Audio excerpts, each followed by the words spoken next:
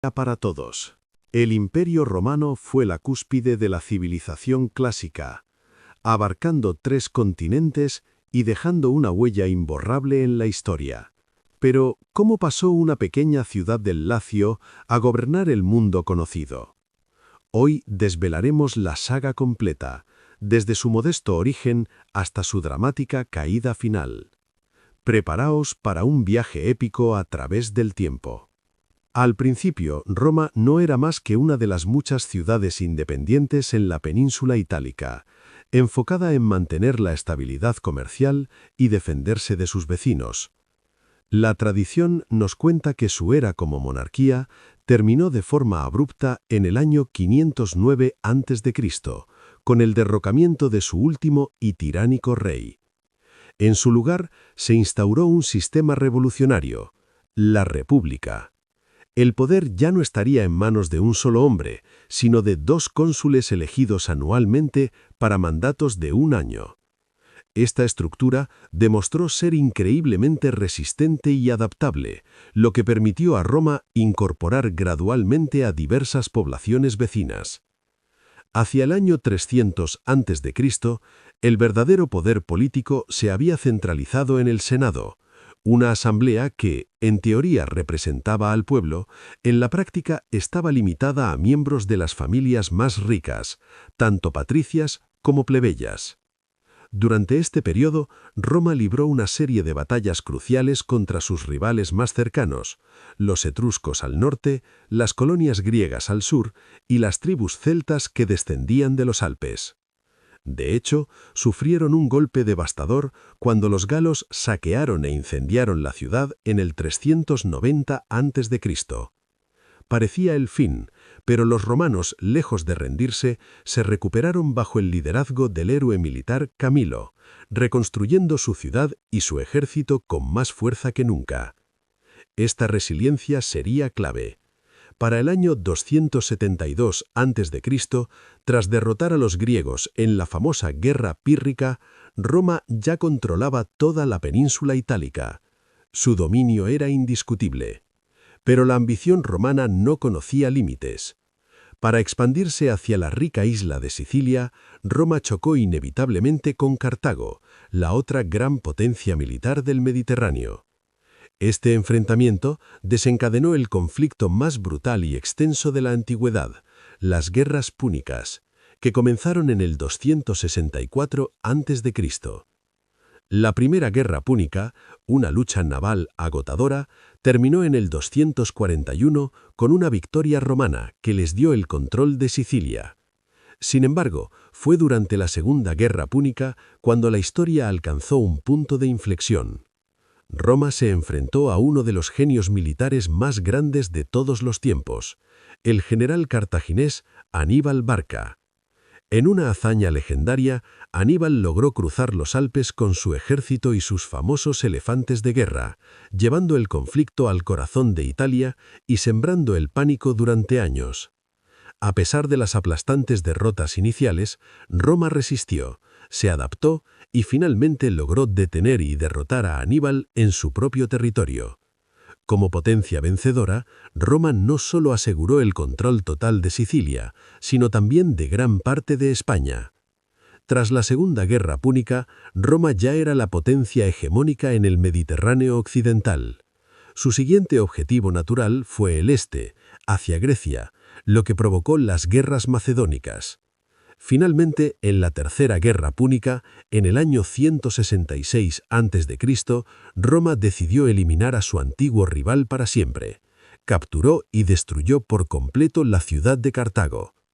En este punto de su historia, aunque todavía era una república, Roma ya se había convertido en un verdadero imperio, controlando un vasto territorio.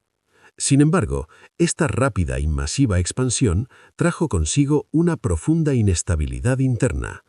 La brecha entre los ciudadanos ricos y los pobres se hizo abismal, y el acceso al gobierno se limitó cada vez más a una élite privilegiada. Fue con la llegada de Cayo Mario, un plebeyo que, gracias a su talento militar, fue elevado a cónsul en el 107 a.C., cuando los generales comenzaron a destacar como auténticas celebridades, acumulando poder y lealtad personal de sus ejércitos. Esto generó un profundo descontento y envidia entre sus compañeros, en particular del general Lucio Cornelio Sila. La rivalidad entre ambos explotó en una sangrienta guerra civil que duró del 83 al 81 a.C. Sila salió victorioso y se convirtió en el dictador de la República, sentando un peligroso precedente. Hacia el año 60 a.C., buscando expandir aún más las fronteras y su propia influencia, tres de los hombres más poderosos de Roma formaron una alianza secreta, el primer triunvirato. Estaba compuesto por el ambicioso y brillante general Julio César, el héroe militar Pompeyo Magno y el hombre más rico de Roma, Craso. Mientras Craso buscaba gloria en el este y Pompeyo consolidaba su poder en Roma, César se lanzó a la conquista de la Galia. Tras 8 años de brutales guerras, eliminó toda resistencia gala, masacrando a sus enemigos y amasando una inmensa riqueza y una gloria militar sin precedentes. Su poder y popularidad eclipsaron por completo la autoridad de Pompeyo y del Senado. La tensión era insostenible.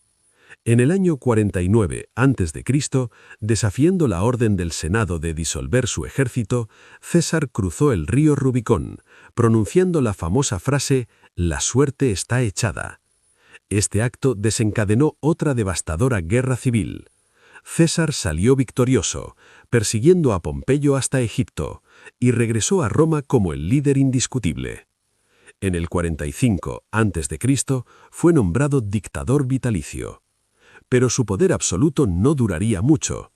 Menos de un año después, el 15 de marzo del 44 a.C., en los famosos Idus de marzo, Julio César fue brutalmente asesinado en el Senado por un grupo de conspiradores que temían que se coronara rey.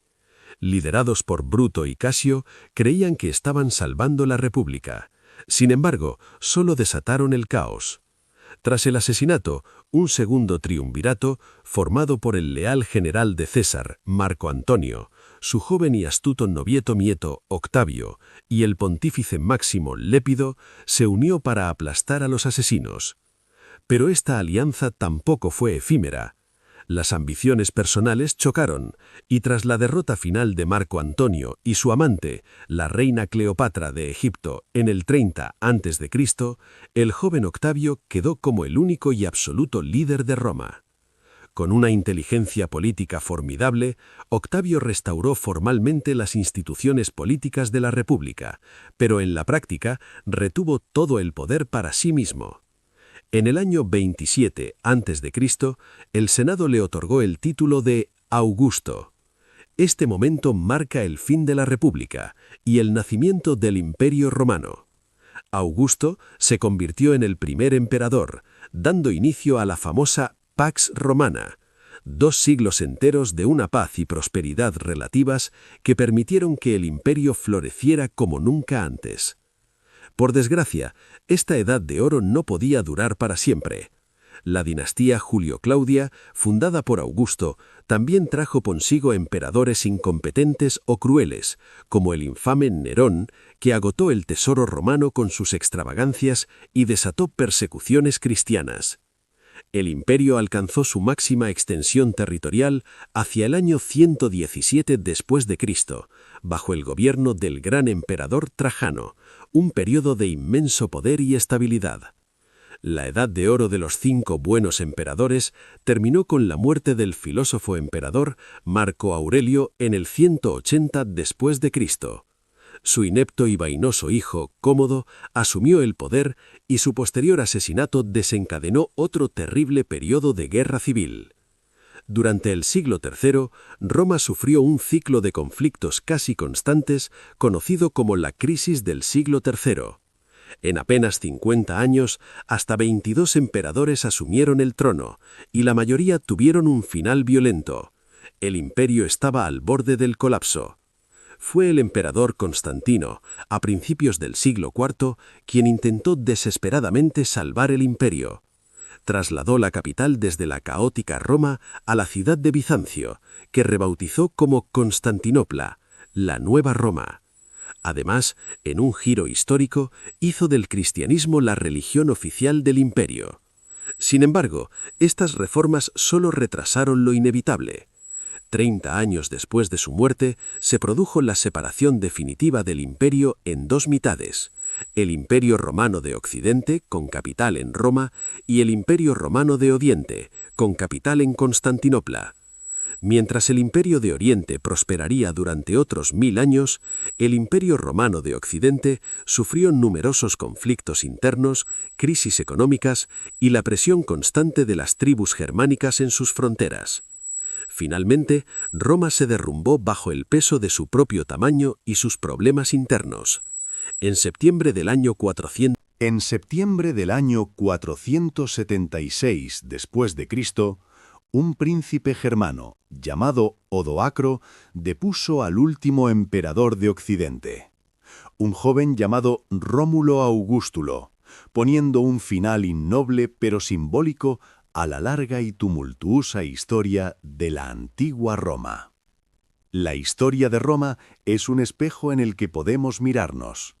Nos enseña que ni el poder militar más formidable, ni la mayor de las riquezas, pueden sostener un imperio para siempre sin estabilidad social y política. Pero su legado es eterno. El derecho, la ingeniería, la arquitectura, el lenguaje y las estructuras políticas que crearon todavía definen nuestro mundo. Y ahora os pregunto a vosotros, ¿cuál creéis que fue el error fatal de Roma? ¿Fue la expansión desmedida, la desigualdad social, las guerras civiles o algo más? Dejad vuestra opinión en los comentarios, me encantará leerla.